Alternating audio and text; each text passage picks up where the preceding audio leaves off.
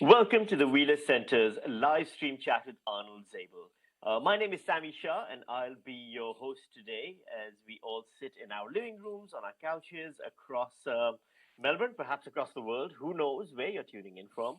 And we're going to have a remarkable and wonderful conversation with the remarkable and wonderful Arnold. We are live streaming tonight from the traditional lands of the Kulin Nation. We acknowledge their elders, past and present, and the elders of all lands this event reaches. I would also like to take a moment to thank the Wheeler Center itself, as well as the wonderful Montalto in Red Hill South. This event was originally programmed to take place as part of the Books and Ideas at Montalto series. We would have been sitting here amongst beautiful woodland views and vistas. We would have been sipping wine, and we would have been having this conversation in one of the most remarkable of venues. We make do with what we can in these strange, strange times. Antipodes would have been the bookseller providing Arnold's books there. However, if you do want to purchase Arnold's books, particularly The Watermill, which is his most recent one, which is what we'll be discussing today, please avail any and all of the independent bookstores across Melbourne, many of whom, by the way, are now offering free and discounted shipping at the moment. Arnold Zable.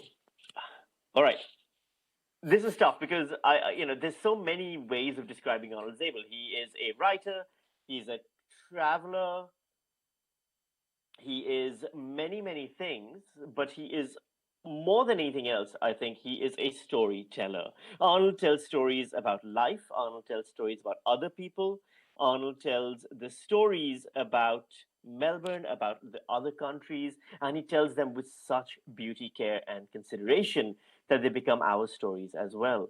He is known for his affectionate accounts of the characters and suburbs of Melbourne itself, in particularly the Cafe Scheherazade book, as well as The Fighter, and his portraits of people from the places that he's traveled and encountered. Arnold is also a human rights advocate, has written across a number of forms, including fiction, travelogues, and biographies. His new work, The Watermill, brings together many of these threads, and it's a quartet of stories from his life and travels, carrying the reader from the remote provinces of China to Yiddish Poland, from Kurdish Iran to present day Melbourne. It contains stories of people learning to recover from lifetimes of suffering and trauma, and those that don't sometimes make it out the other side. Thank you, Arnold, for joining us. It's wonderful to be here. Arnold, the book, The Watermill, it is, I'm not even sure I know what number book this is of yours at this point. You've been so prolific with your writing.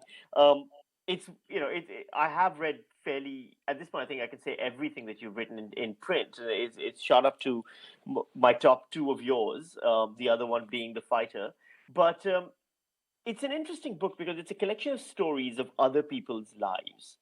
And these are the lives that you've encountered in your journeys. And the first thing I have to ask, because I wondered while reading it, is why these stories, why these lives in particular are the ones that you've decided to tell? Well, look, I began writing the story which is set in China, the title story, which I must say I loved writing. I loved crafting that story. I'd always wanted to tell that story.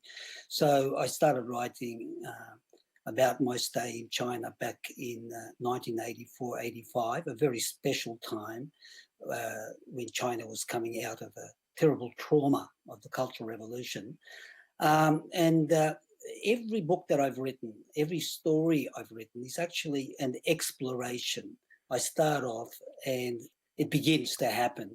And I'm not sure where it's going to take me. And this actually took me to a quartet of stories. It went way beyond the story about the watermill, because at a certain point, I began to realize that this story contains echoes of other stories, others encounters I've had in my travels. And so it expanded, and then one story led to the next, and it finally became that quartet. There is a theme that does connect them, and you're right. And if I can understand it, at least the theme that I picked up on was, and I'm sure many other people would pick up on this as well when they read the book, is that there is a serenity belying a long history of trauma and suffering and everything under the surface. And that serenity is how we make our daily lives work when we have this long history of suffering. But The one thing that's missing in all of these, at least for me, was you. How does a 1984 a young Arnold Zable end up in a remote agricultural college in China? Well, I've always loved adventure. I've always loved travel. I've always loved taking risks too. And at that stage in my life, I was in my early 30s, and I saw an ad for this position in a remote part of China. I took it down, put it in my wallet, and left it there.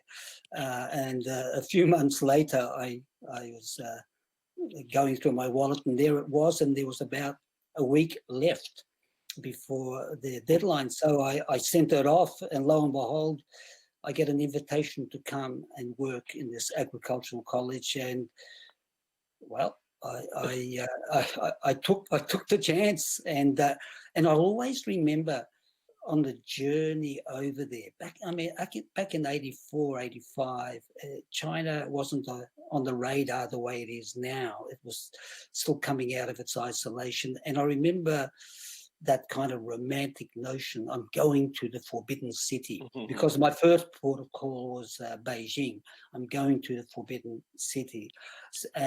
So I embarked on a journey with great curiosity and a degree of excitement about what lay ahead. Curiosity and excitement about who you were for the locals? Oh, yes.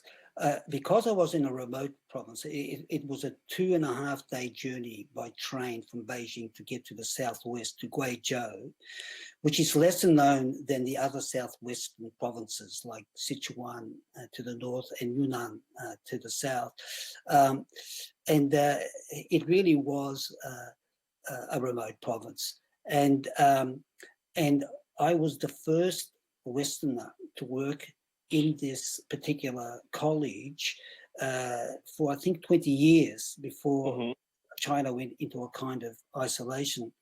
And there were journeys I took, which form part of that story, the Watermill, where I actually do go to places where they hadn't seen a person, a fair-skinned person, a Waigoren, the outside person, a foreigner, for many years, and children actually stared at me because they'd never seen anyone that looked like me. How did you ingratiate yourself to them? How does a person who's completely alien to the local environment make them lower their guards, tell their stories? How do you connect on that level? Well, I don't look at life that way. I don't look at things like how do I get people to open up. I just love conversation. I love being open to the people I meet. I love landscape. I love place and engaging with the landscape. And if you are interested in people and their place, they're interested in you. It's as simple as that, really. And if you are curious, they love your curiosity. They love the fact that you think they matter. I was surrounded by countryside, and it only took a few minutes to descend from the college to go out into the countryside. And I was walking through extraordinary landscapes, farmers who are artists in terracing, and walking from village to village where I became known, and it was there were times when I thought to myself, I am so glad I made that decision to come here, because I am in such a different place, and I'm getting such a different view of life. And it did help that on my nightly walks, occasionally villagers would come out with Maltai. It's a special spirit that's made in Guizhou. I think it's stronger than vodka. And so one of the first Chinese words I learned was "gambei," drink up. So yeah, it was a very, I guess it was a very engaging experience, but also unforgettable. And I knew that one day I would write about it. I had a feeling that one day I would have to record this. I want to actually just pause for there for 1 second, kind of go down that side road of process, of so the details in here, the details of something that took place so long ago are very vivid indeed. And how much of this is reliant on your memory of things now versus notes you made then? What is on your way of making sure you record the details at the time so you can remember them in the future? Well, at that stage, I wasn't a writer, quote unquote. My Hmm. first book, Jewels and Ashes, hadn't come out.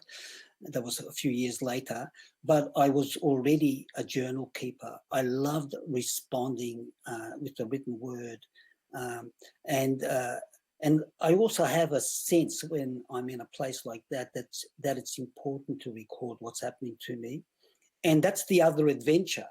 You see, one adventure is what's going on around you, but the other adventure is how you record it and respond to it. And in the writing, in the response to it, in that discipline of everyday recording what is happening to you, you discover other meanings, deeper meanings. So, yes, I was keeping a journal without which I couldn't remember those details. But on the other hand, there are moments also when I relied on memory, and I think memory works in an interesting way. Certain things become clearer in a way many years later. One of the interesting things about all of this is the lack of judgment you provide and present of the people that you encounter. There are people who, for example, in the first story in China, who were believers in China's cultural change, cultural revolution, and took part in the mistreatment and the judgment of others. But you yourself, when you tell about them, you don't judge them. To me, at least, that's how it seems. Has that changed over time? Was there judgment from you then and none now? Or do you maybe now look back and go, they were foolish or they were cruel when at the time you had more empathy? No, no. One of the one of the great things about travel is that you get to go to a place and see it firsthand, face to face, and Hmm. you begin to see the subtleties. We're all, in a way, I guess, subject to our times more than we realise. Uh, it's very easy to judge the way people behave from afar, but how would we behave in similar circumstances? I mean, there were people, especially some of the bureaucrats, the party cadres who worked at the college that were keeping an eye on you, Hmm. that I didn't take to. But most of the people responded with great warmth and with great love, and were very well, at a certain point, became very open about what had happened in that kind of madness called the Cultural Revolution.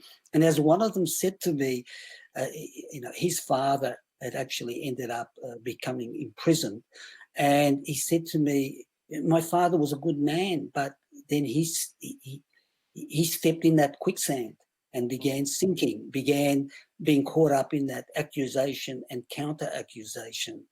And so I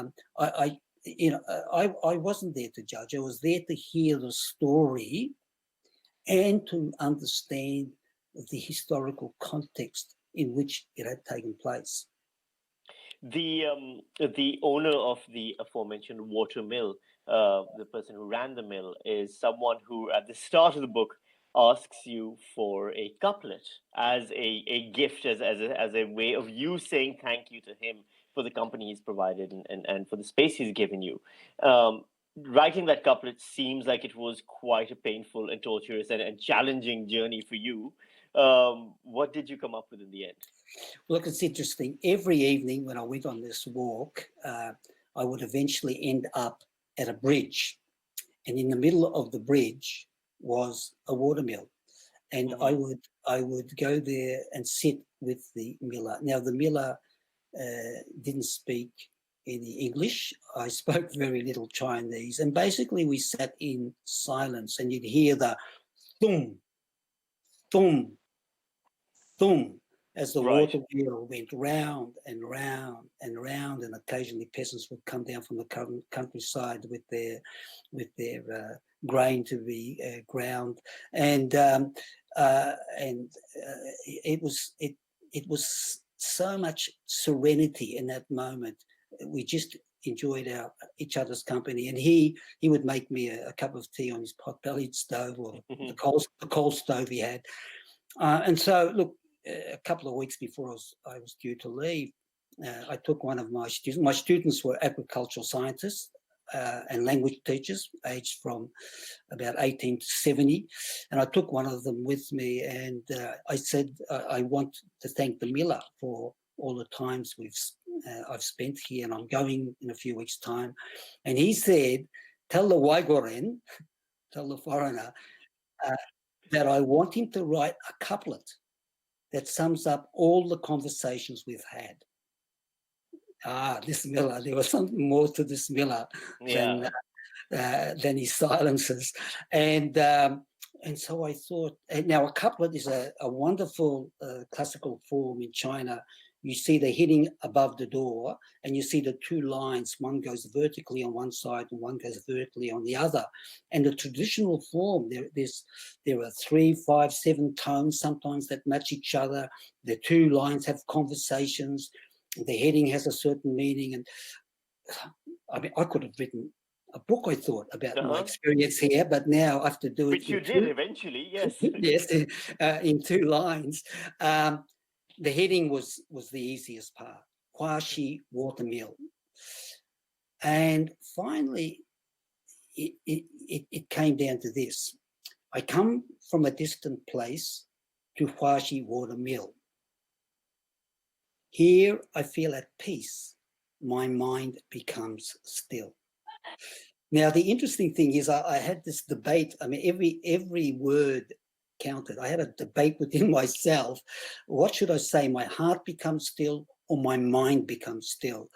I settled on mind, but when my student translated it into Chinese characters, the character he used for mind also means heart.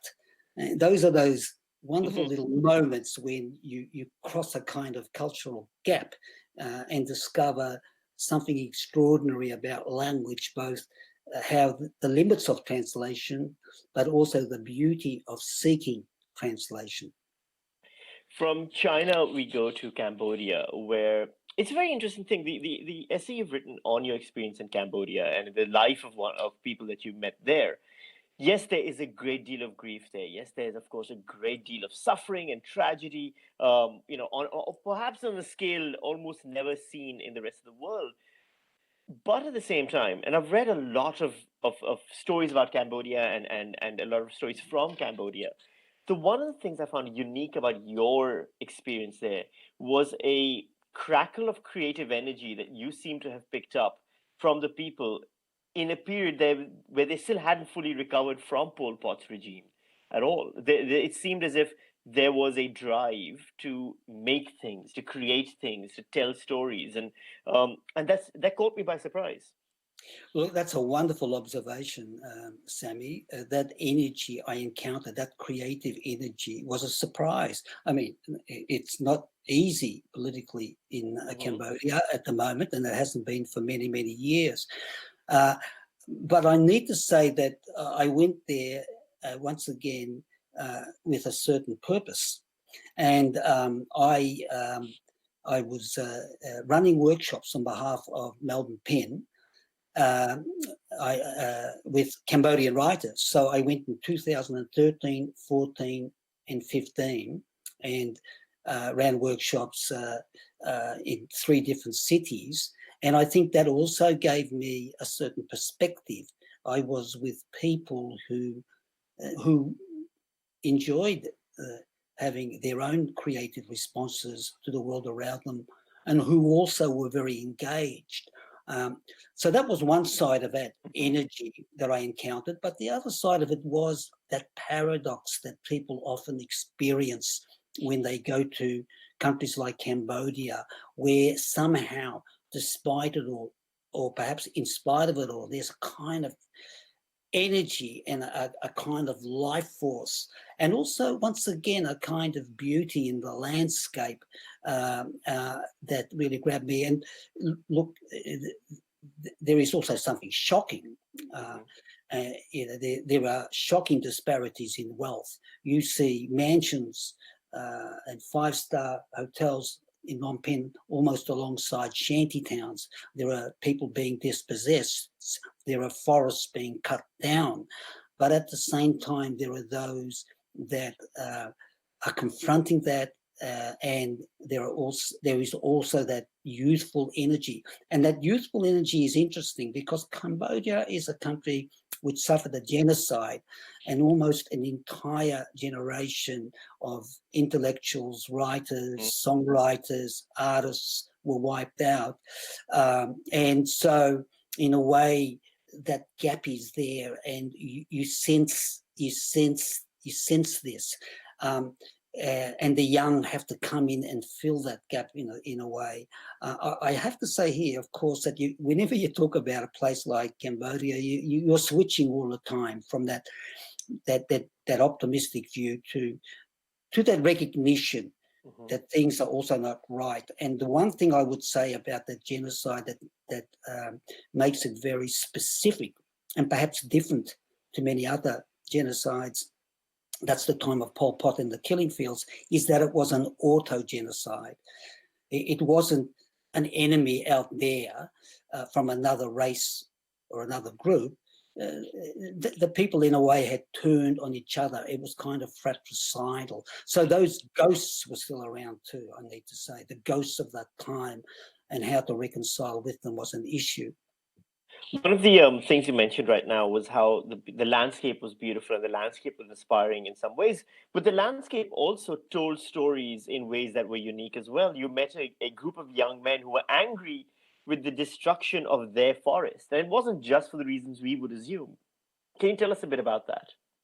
Yes, one of the things that has happened sadly in Cambodia in recent decades is a lot of devastation in terms of forests, cutting down of forests, and the spoils going to the wealthy elite.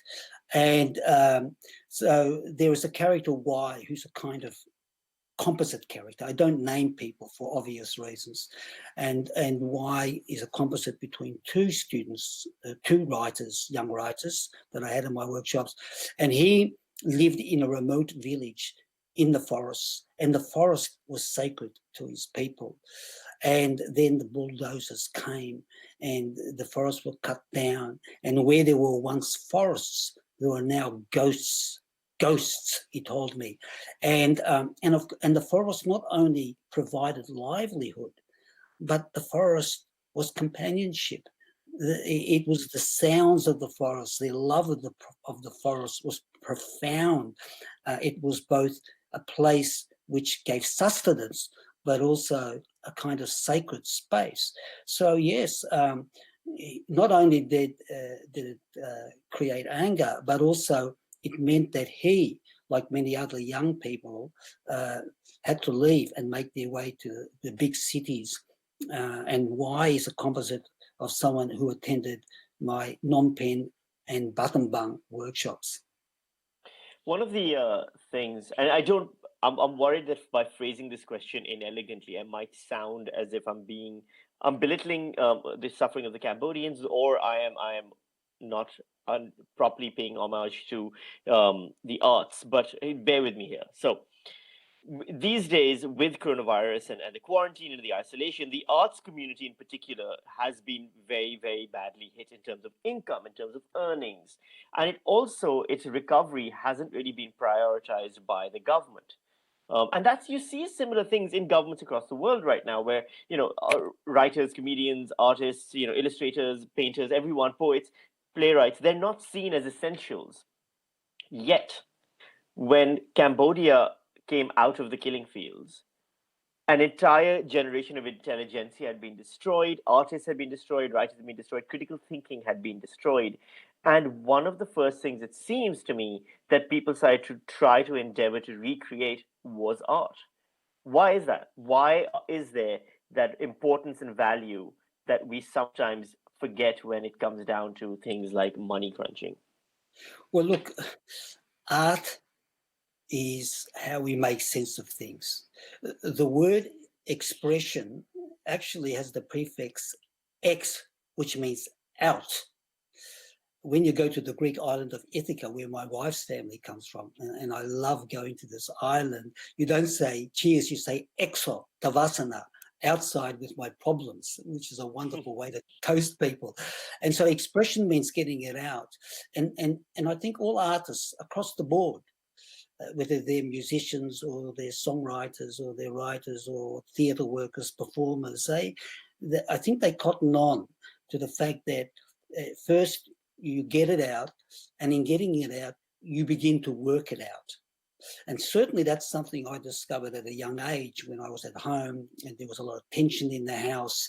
And I had to learn how to deal with this disturbance, this detention, which had echoes of another genocide. And I discovered that just by going to my bedroom and sitting down and beginning to write, somehow it started to just come out. And since then, I think I've been able to engage with that creative spirit wherever I go. And I think that's what happened in Cambodia. I mean, after all, I was with writers. And one of the interesting things with Cambodia is that the major art form, I think, is songwriting.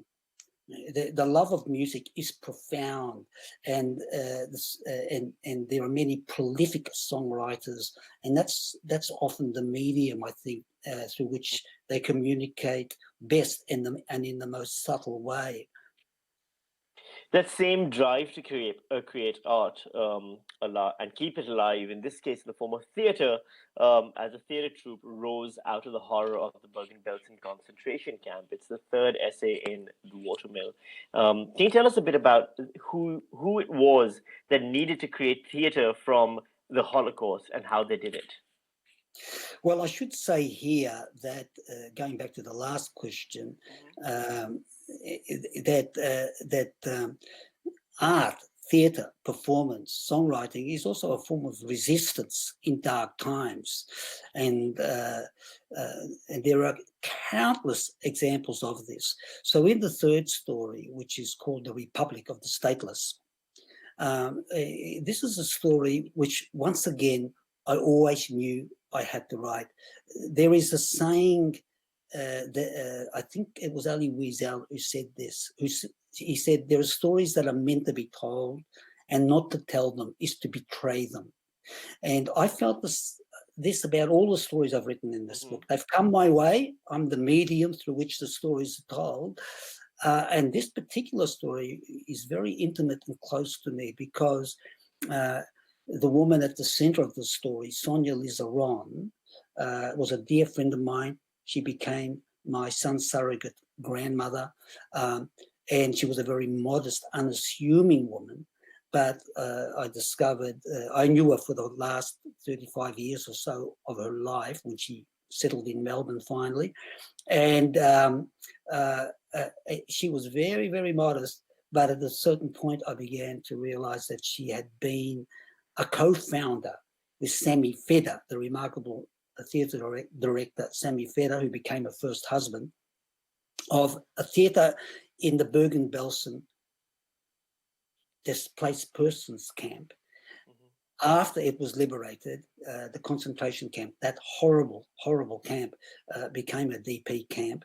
And within weeks, they were talking about founding a theatre. They had already worked in the Benzin ghetto in the late, in 1939, 1940. Sammy Feder was trained in Weimar Republic by guys that in a milieu that included Bertolt Brecht and those wonderful directors. And so one of the few stories Sonia told me was about how she got on a bicycle, and she's a wonderful singer and performer, by the way, and she'd been trained in the art of Yiddish cabaret, a very subversive art form, and she cycled around the camp, gathering people who were theatre workers, tailors who could build sets, people with talent, and within a few months, they were premiering this extraordinary cabaret, which confronted their recent suffering in extraordinary circumstances. And the audience for that cabaret was something they did not have trouble finding. It was people from the camps, it was people who were survivors who clambered to get there and to watch what they were going to present. Well, look, maybe I'll find something, a little passage to read Mm-hmm. about the premiere, because the theatre premiered on September 6, 1945, in a tent, a big field tent, which had been used by the Nazis in order to, I guess, lecture the elite officers. And some of the lecturers included Himmler and Goebbels. And here it was big enough to fit 1,000 people, but at the premiere, 3,000 people came. They were desperate to see this theatre, which was going to mirror their own lives. In fact, some people just couldn't get in, and there was a near riot.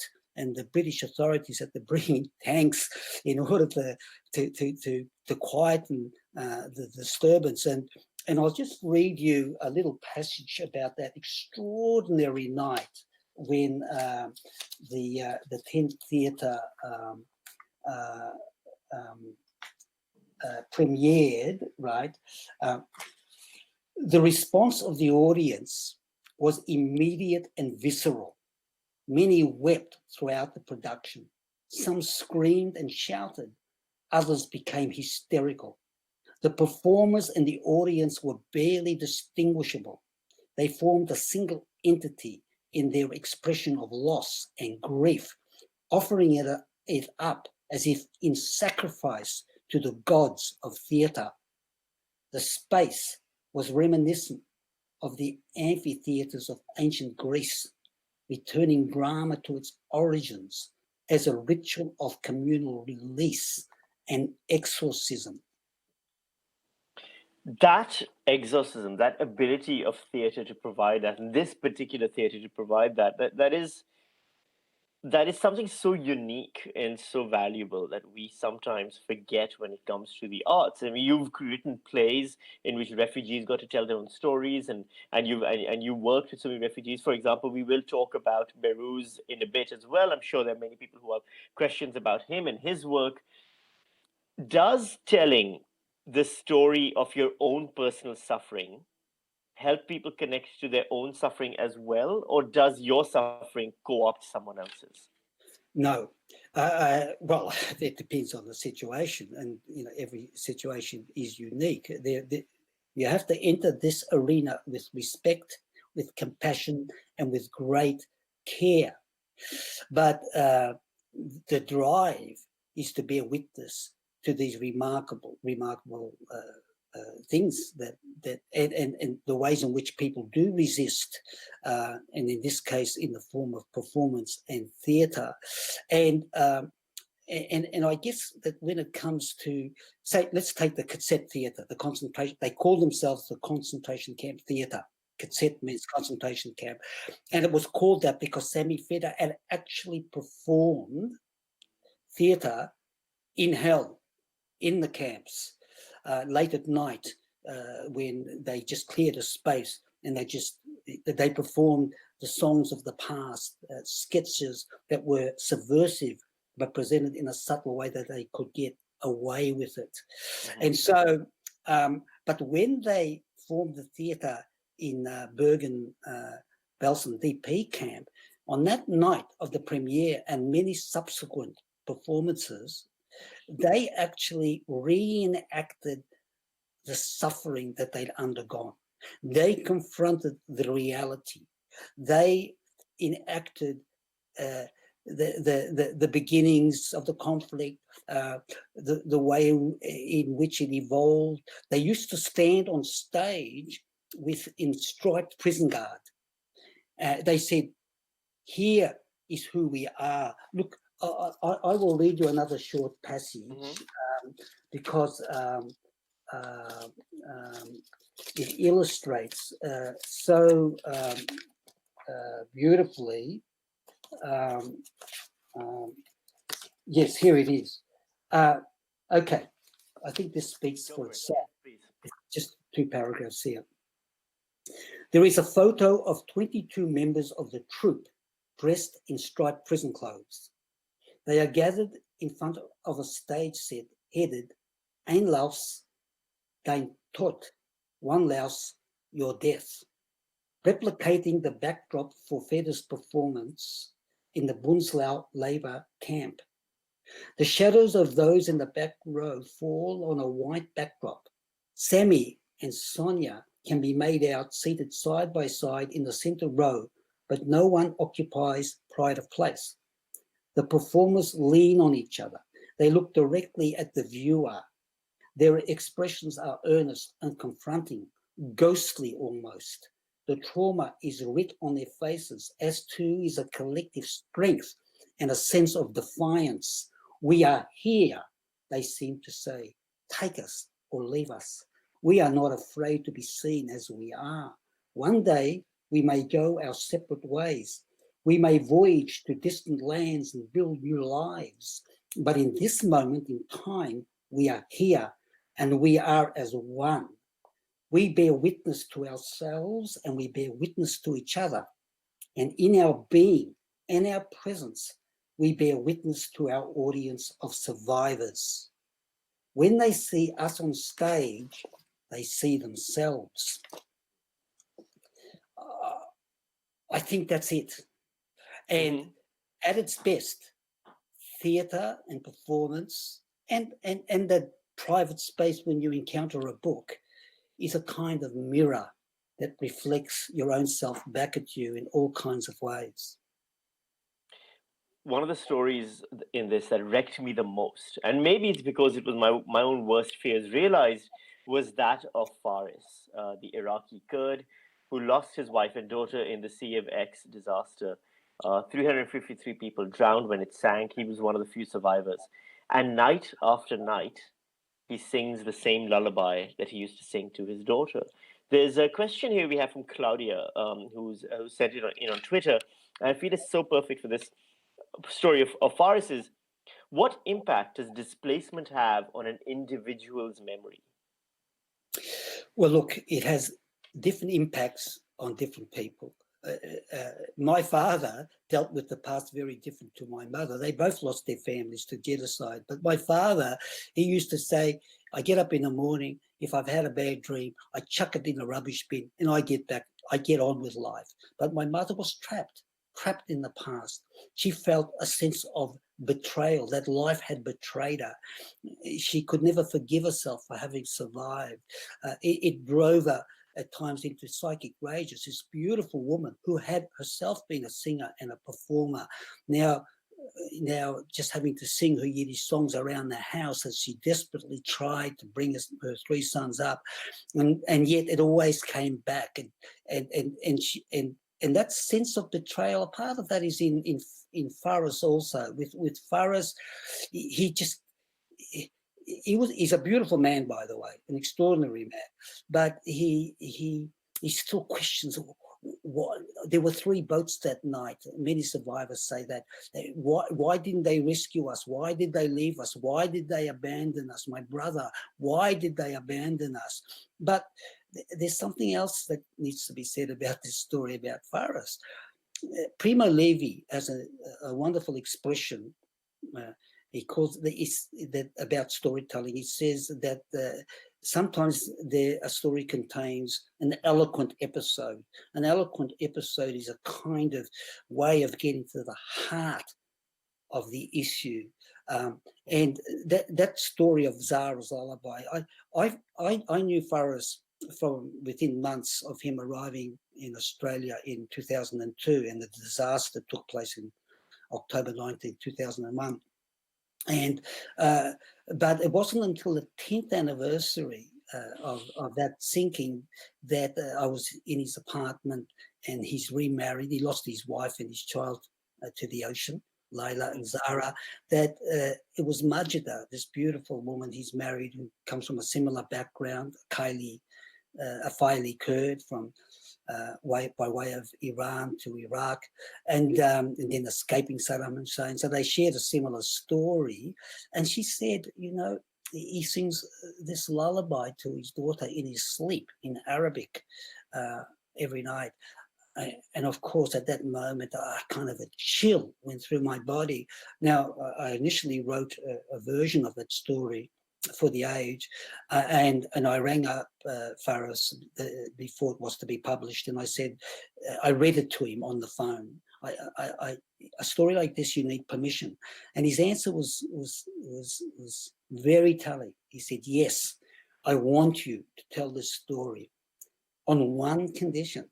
And that condition is that you have a photo of Zara. And I think that says it all. You know, he wanted her to be memorialized and remembered. So when we're thinking about this issue of memory, it's complex. There is the need to memorialize, and sometimes remaining silent can be an impediment of being able to get on with life. And some are trapped in the memory and tragically, but trapped in the memory. And I grew up with that. I grew with someone who was in that state, but I also grew up with other people. I grew up with people who were proud to remember. I grew up with people who had been members of the resistance, who had fought in the Warsaw Ghetto Uprising, who had acted out many roles during those dark days of the Holocaust. I record a lot of those stories, of course, in my novel Cafe Scheherazade, stories of partisans who went into the forests.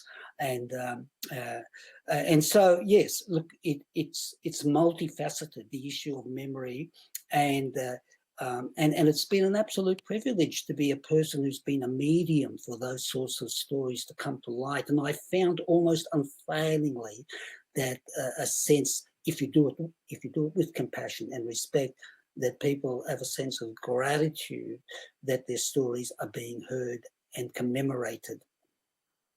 From stories of land abroad to stories of people being made to feel as if in a land abroad, that they are on a land abroad on their own soil. You also write of the Wurundjeri people's struggles to reclaim their own place. There's a wonderful line you've written. I'm just going to read this out, describing a photo of the Wurundjeri leader, William Barrack. His dignity cut through, and his presence drew people to him. His being transcended his enclosure and undermined the prejudices of those who saw him as a curiosity. Is writing about the local, about the here and the now, different from writing about the foreign? Yes and no. I think whatever place I write about, place is very important. Place is central, and it's what I love writing about most. I think places speak to you, and I love engaging with landscapes and immersing myself in the landscape. And I think it says a lot about the people and their history when you do this. But of course, Melbourne is my city. I grew up in Melbourne. I think I record local stories. The novel, which I think is the most detailed recording of a locale of my life in Melbourne, is actually Scraps of Heaven, which is set in Carlton when I was in my childhood, and I loved recording that neighbourhood. So it was as much an adventure recording what it was like to be a child in the streets of post-war, working class, multicultural Carlton, as it is to write about perhaps more exotic places like China, a remote province in China, for example, or Ithaca, as I do in the novel Sea of Many Returns. So yeah, but of course, once again, there are all kinds of ethical questions that come up in this respect, especially when I'm telling the story of Barrack. And the story, I was permitted to tell the story in a certain way, because back in 1994, I began to explore this great mystery. I've explored my story, but who are the people who have lived here for millennia? There's a line in that story. He came from the old world, as my parents called Europe, to the new, only to discover it was far more ancient than the old. And I began to, so one thing led to another, and I met the marvelous Auntie Joy Murphy Wandon, Wurundjeri elder. And when I first visited her in her home, the door opened into 50,000 years of history. She was the grand niece of William Barrack, and she began to take me on a journey to the special places, and I began to in those days. Very few people even knew the word Wurundjeri or Boonwurrung, the coastal people down there in the Bay Area, or Kulin Nation. So this, and it's interesting too, when you tell stories, it's all about context again, because when I first wrote a version of that story back in 1995, that was published in The Age, there was, once again, at last our story is being heard. Nowadays, of course, we step back because they are their own storytellers. So in this story, I'm very careful to write it with permission, but secondly also to see it through those eyes of a Wurundjeri elder, and so in a way I step out. Do you worry about that trend now in storytelling, that if a person isn't telling the story themselves, if someone else tells their story, it's seen as co-opting their truth, and it's seen as perhaps taking advantage of someone? Look, once again, yes and no. It comes down to how you do it. It comes down to, I guess, as I've been saying all along, the respect you show, but also, look, there would be no literature if we did not explore different points of view. So the real, there just wouldn't. We'd all be in an echo chamber telling our own stories to ourselves, rather than opening out and having these conversations where we try to meet. That final story is called Where We Meet. And so here, this is at the heart of literature. At the heart of literature is point of view, exploring different points of view, getting beyond the capital I. And so, in a way, at the heart of all the stories in the Watermill is conversation. Most of them began in conversation, whether it's conversation with a person or with a landscape or whatever, and trying to make a connection. And people, and you feel it. So I've never had an issue with this. But look, there are you can do it in such a way that you do co-opt. You can do it in such a way that you do it without respect. And I think the bottom line is that you have had to engage, to have sat quietly and listened. To be a storyteller is to be initially a listener, and also to be in that space where we can see each other and see the perspective. See William Barrack in the 1890s and early 20th century as a wise, dignified elder sitting on the veranda of his house in Corunduk next to his dog. And he's surrounded by mountains that I've now come to know because I go quite often as a place of pilgrimage to Corunduk Cemetery, and I'm surrounded by that amphitheatre of mountains and beauty that was his space and his people's space for millennia. So that's what you do. You enter into it fully, and I feel safe when I do that. We have a few questions from the audience. I just want to get to those, and then we can say goodbye to everyone. The first one being the one that obviously I'm sure whenever you're seen anywhere, it's a question people ask you is, do you have any current news of Behrouz Booshani? Okay, I speak to Behrouz regularly. He's in New Zealand. We have to be a bit careful. His status is being determined, but he, like all of us, he's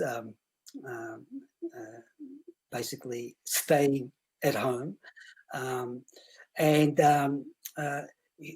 Look, the wonderful thing with Beirut now is that our conversations have shifted, because at the moment he is in freedom, and so we often talk literature. We always did, but now the focus is we're equals as writers, as people that love the art of story.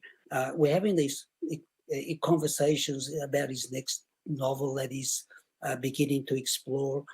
We talk about the craft and the art, and I think one of the most wonderful moments in my life was going to Christchurch in November to those extraordinary events that were put on with Beirut, even engaging in a public event with Beirut. But the highlight was just walking with him through the streets of Christchurch. And here we were. There were moments we'd stop in wonder that after all those years, trapped, imprisoned on Manus Island, here we are. Yes, that memory will always stay with me. Remarkable. Here's another question from Vanessa. What impact do you think COVID-19 will have on our capacity to live together compassionately and humanely and care for those in need? I think the jury is out, and it's early days. Look, when something like this happens, it can go either way. Events like this can be exploited by political leaders, by certain groups.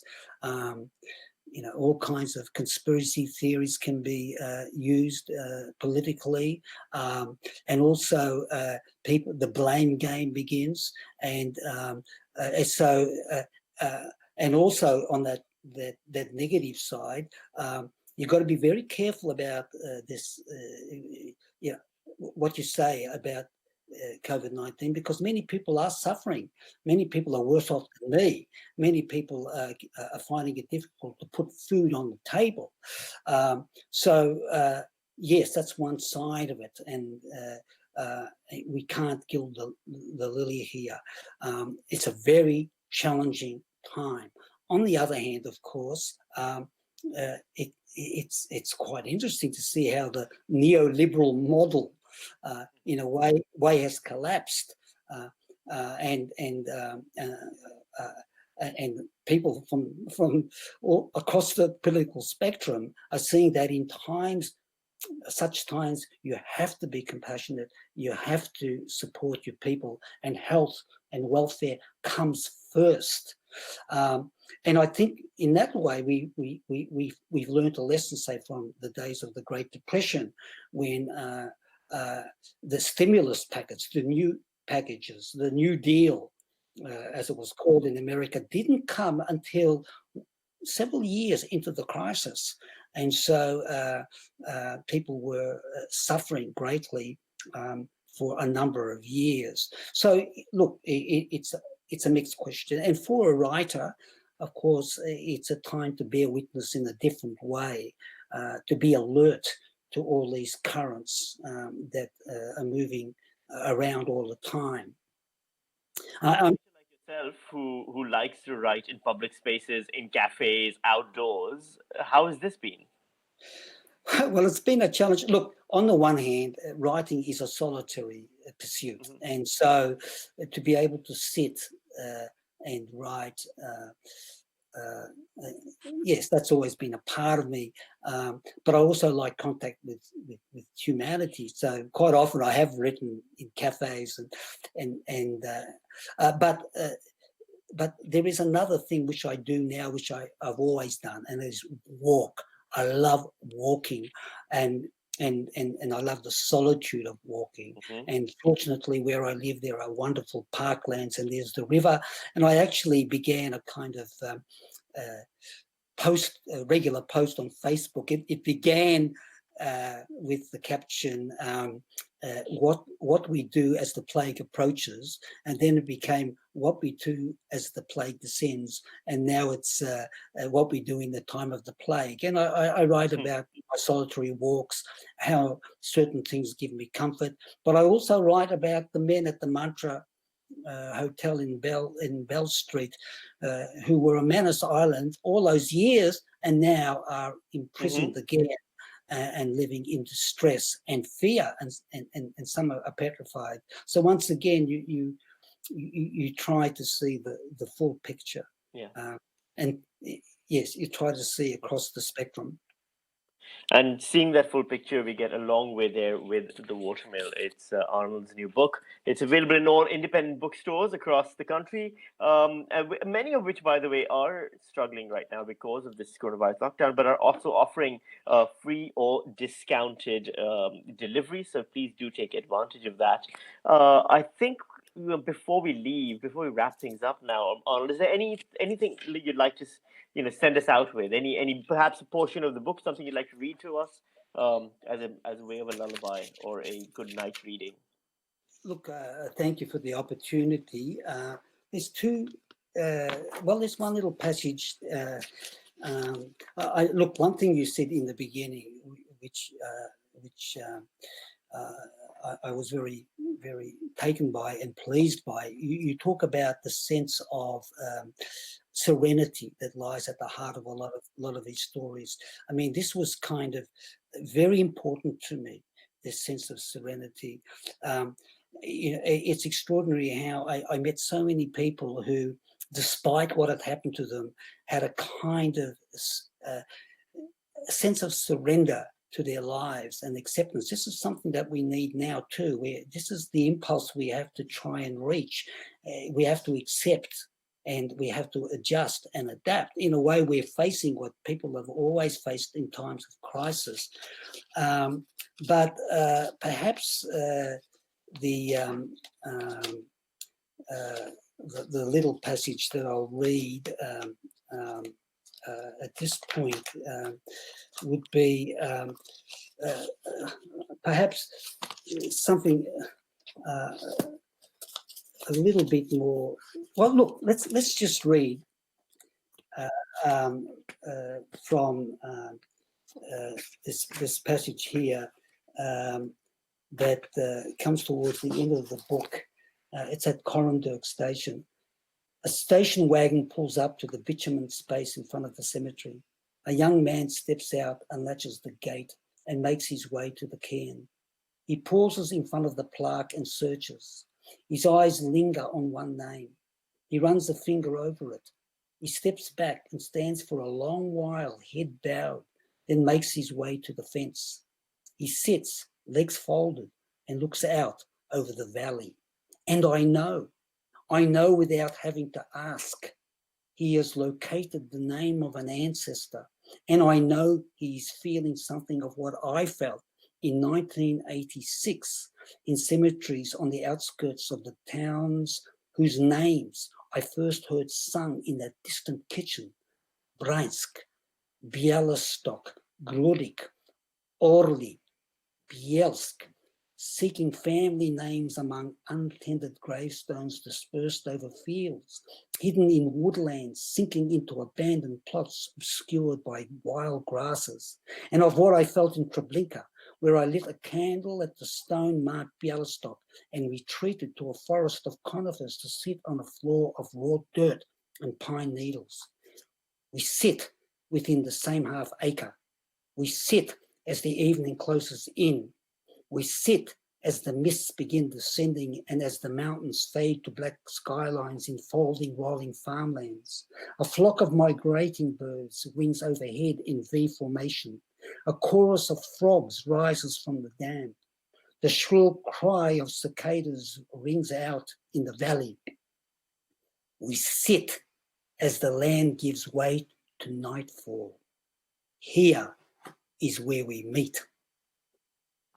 Arnold, thank you so much for this. Thank you, Sam.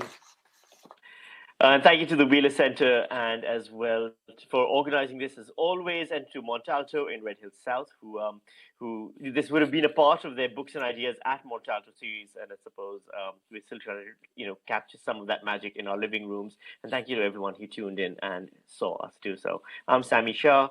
Arnold Zable, take care of yourself. Thank you very much.